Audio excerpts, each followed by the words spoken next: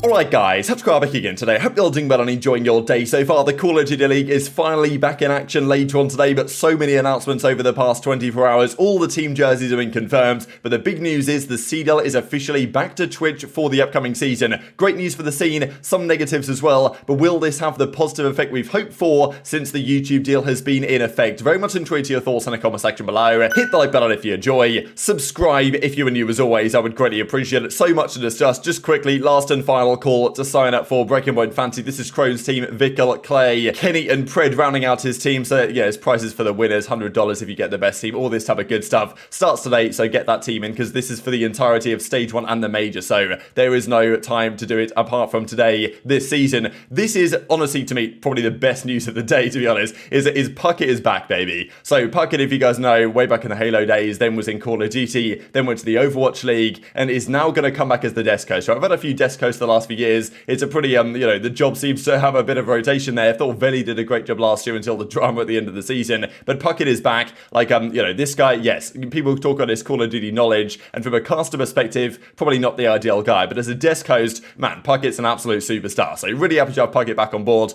Great news for the scene, I thought, as well. And Puckett plus Twitch, it is a combo that we haven't seen in Call of Duty for many years at this point. This is the entire desk talent. Puckett, Nameless, aLLeY on the desk. Then casters, same as last year. Miles and Chance, Lando and Study, Bryson Tunn, and then we've got Maven and Merc on the LAN events only. And people are going to say, oh, you should bring them back for online. To me, this is fine. Maven and Merc are an absolute killer casting pair, but I think they're even better on LAN. And I think the arrangement we currently have is really no problem at all. So that is the case again. No time to dwell on this though, because plenty else going on. Just a quick note that the CDL Mosh Pit arrived yesterday. I know that people had their complaints about it, but it is finally in the game. At least you can now play 4 versus 4 on the competitive maps and modes. Yes, there is no restrictions and stuff, but they will arrive when ranked play arrives, hopefully in the new year sometime. Trek figured it out, and they've actually delivered on the goods. So great job to the Trek boys, saving Call of Duty once again. Quick couple of announcements on the coaching side. So Joe, this is, Joe Pinnington, or Joe Pinchington, as some people said, because this guy was always hitting the flanks. If you guys have been around a few years, you'll certainly know who Joe is. He's going to be the assistant coach to Toronto. Obviously, they lost Marky B, and they lost, I think, Mayhem to Los Angeles Guerrillas. They've still got Flux over there, so maybe that's what they're going with as well. But this was officially confirmed yesterday. And also this, Cheek, haven't heard of this guy before, but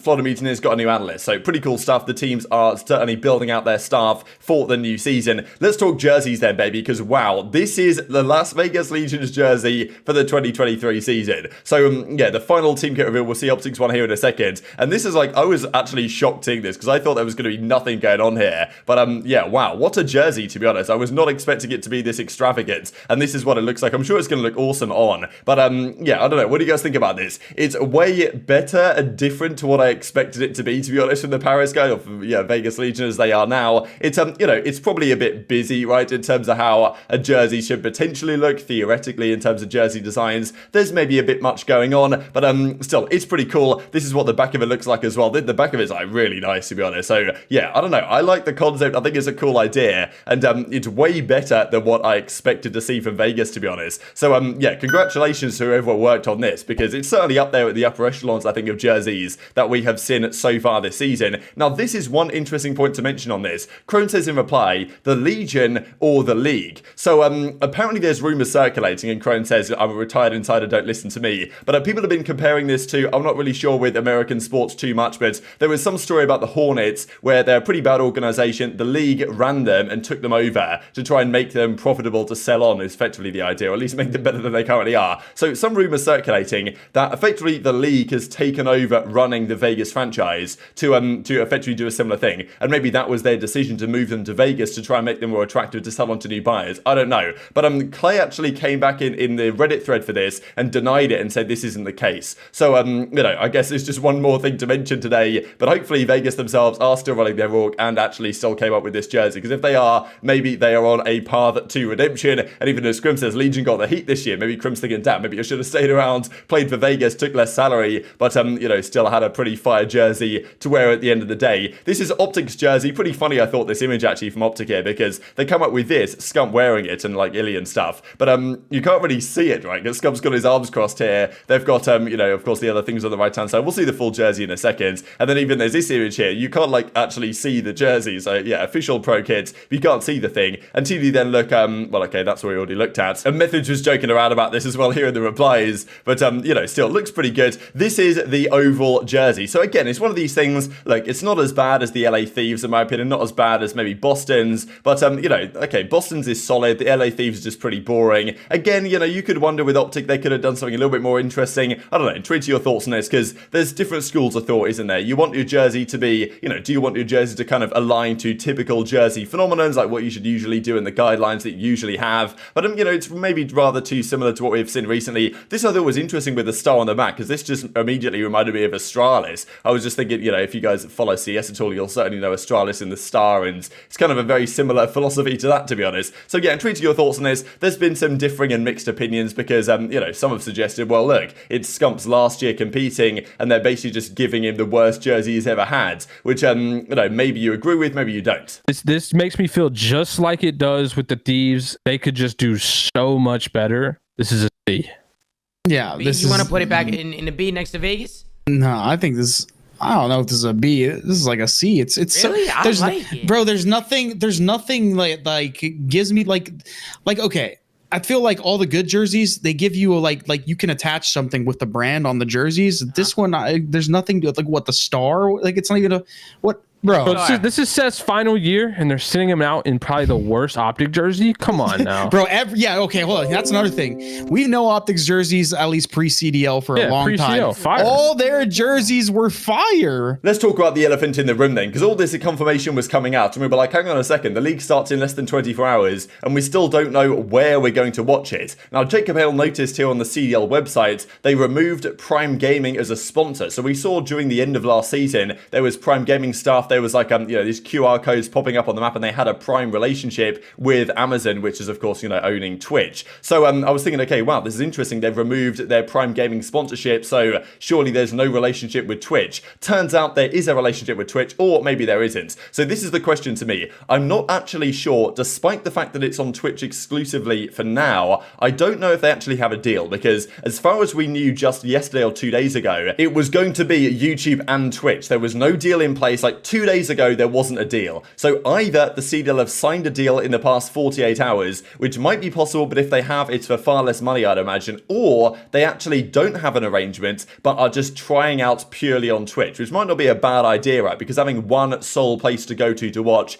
is maybe better than having two, just to, you know, so people actually know where to go. But I think obviously having both is maybe theoretically the best way to do it, but definitely tweet your thoughts in the comment section below. Just an interesting thread here. I did echo a lot of these sentiments in yesterday's video, where I said in the long term, you do need these media rights deals for the team, for the players, for the CDL, because that's how these leagues make their money at the end of the day in proper sports. But for now, it could be good in the short run. So look, we'll see if this works. But to me, the major W here is the co-streams, which we believe will now be the case. So this comes out as confirmation at 3 a.m. my time. The season starts tomorrow. Here is where to watch Call of Duty League on CODLeague.com, now streaming on Twitch and the actual COD League page. So interesting stuff. I don't know what it's going to look like on the COD League page. Obviously, we're hoping it's like a YouTube embed on there, something, but more than likely it's a Twitch embed, or they've managed to get their own software to run it themselves, and you know, but that's really not going to be a long-term solution. So it's back on Twitch, baby. We've been asking for this, and we've got to be careful as a COD scene, because it's got to be said, we have been asking as a scene for a return to Twitch, at least in some form, for years at this point, while it's been on YouTube during the YouTube gaming agreement, right, for the last few years of the CDL, and we've been asking for it to go back to Twitch. Now it happens, and large swathes of the community are complaining, saying, oh no, YouTube's way better, etc, etc. It's like, yeah, come on, we kind of asked for this, we've now got what we wanted to some degree, and now let's see whether it's actually as beneficial as we hoped it would be. Daniel Sai is obviously pretty happy about this, but he was being asked, you know, it doesn't really say not streaming on YouTube, it just says streaming on YouTube or streaming on Twitch and their own website, and Daniel Sai says just Twitch and the website. Now, we don't really know what's happening to VODs, right, because like the Twitch VOD system is just terrible, it's really hard to find previous matches, so probably they will still be uploaded on YouTube, you would imagine, at some point, but I suppose we'll see about that. What I do wonder here, though, is it possible that they actually don't have an exclusive deal with Twitch, and this is just what they're going to do for Major 1? Because I wouldn't be overwhelmingly surprised if there isn't an agreement, because they could have signed something with Twitch, but I imagine it'd be for far less money than they were making before. They might have just thought, you know what, let's just hold off and just do Twitch for now, and then if they think, you know what, let's bring YouTube in as well, who knows, maybe it's a possibility, maybe that's not the case at all, but at least we are back on Twitch, and this is, you know, there's huge W W's happening from all the pros here because people have wanted this for a long time. Twitch, even though I think in future YouTube will be the go-to place and Twitch has its fair share of problems, but in terms of actually being easy to find, bringing in new fans, being a bigger, like esports on Twitch is still kind of the way to go as it stands. I think this can be a really positive thing. The thing I'm excited about is the watch parties and the co-streams that is going to be massive, not just this season, but in future seasons as well. So Slasher drops the W. We've got Envoy who's really happy about it as well. So the pros have been wanting this for a long time. It's finally happening. And I mean, yeah, as Octane says, CDL on Twitch. So really great news. Now, of course, it must be said, of course, that the YouTube experience to me for watching is far superior. Like, if I had the choice between watching on Twitch or YouTube, like, it's not even a question. I'd watch on YouTube every day of the week. I'm not always going to be there to, you know, rewind. Obviously, the rewinding of the streams is great on YouTube. There's other factors that make it great. But, you know, the clipping feature on Twitch is way better than it is on YouTube. So sharing highlights and stuff now becomes way easier. Yes, you can't rewind in the same way. You can go to, like, watch VOD and scroll back, but it's always a bit of a mess to do that, to be honest. So, you know, there's many positive things about this. Having no possibility to watch it on YouTube, of course, is a negative to a certain degree. But look, we've just got to see how it goes, because I know, like, huge parts of the community have been saying for years,